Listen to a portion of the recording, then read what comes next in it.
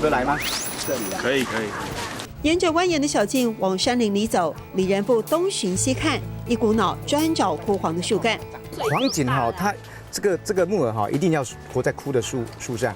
等一下我就摘回去哈，等一下泡水你就知道它会长大。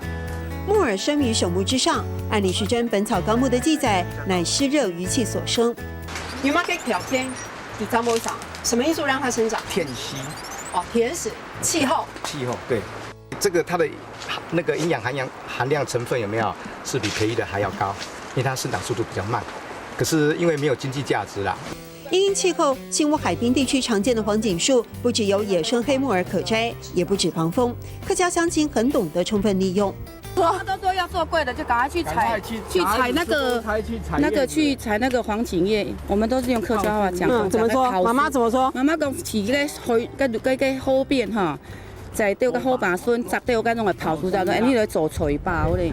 妈妈说去摘泡树叶做菜包。啊，去采黄锦叶回来做菜包。对，乡下都这样子啊，他不用那个化学的东西啊。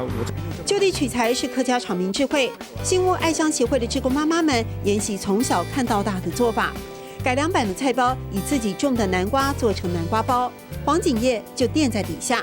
忽然好几位都想起小时候，我们小时候很困难的时候，因为小时候的那个生活是很贫困的，我们没有卫生纸，所以我们不是用竹子，就是用黄锦叶，象征着我们客家人的风土是刻苦耐劳的。天然卫生纸的克难已远，不变的是创造资源的脉络。来自各行业的成员组成了爱乡协会，自发性参与，要推广新屋的生态文化特色。一起念念看，要多练习哦。有没有给条件？几张杯上甜食？有没有给条件？几张杯上甜食？谢谢宗仪老师。